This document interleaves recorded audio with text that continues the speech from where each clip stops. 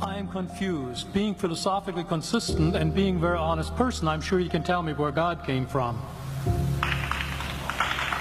And in addition, once you've told me where God comes from, please try to clarify how you can figure that a spiritual force can have an impact on a material universe to create it.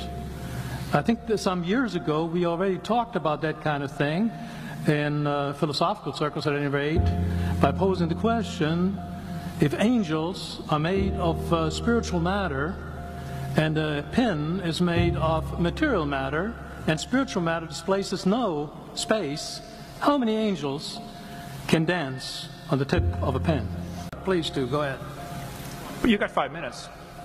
Now, I just want to know which question. That's all right. You may take the rest of the minute. We're supposed to do one question at a time. Which one would you like?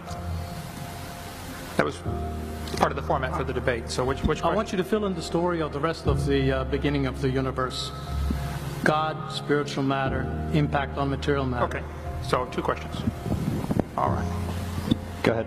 All right, your question, where did God come from, assumes that you're thinking of the wrong, obviously it displays that you're thinking of the wrong God, because the God of the Bible is not affected by time, space, or matter. If he's affected by time, space, or matter, he's not God.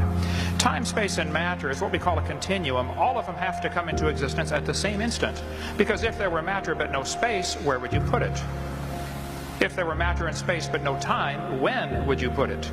You cannot have time, space, or matter independently. They have to come into existence simultaneously. The Bible answers that in 10 words. In the beginning, there's time. God created the heaven, there's space, and the earth, there's matter. So you have time, space, matter created, a trinity of trinities there. Just, you know, time is past, present, future. Space has length, width, height. Matter has solid, liquid, gas. You have a trinity of trinities created instantaneously, and the God who created them has to be outside of them. If he's limited by time, he's not God. The guy who created this computer is not in the computer. He's not running around in there changing the numbers on the screen, okay? The God who created this universe is outside of the universe. He's above it, beyond it, in it, through it. He's unaffected by it. So the concept that a spiritual force cannot have any effect on a material body, well then I guess you'd have to explain to me things like emotions and love and hatred and envy and jealousy and rationality. I mean, if your brain is just a random collection of chemicals that form by chance over billions of years, how on earth can you trust your own reasoning processes and the thoughts that you think? Okay, so your question, where did God come from, is assuming a limited God. And that's your problem. The God that I worship is not limited by time, space, or matter.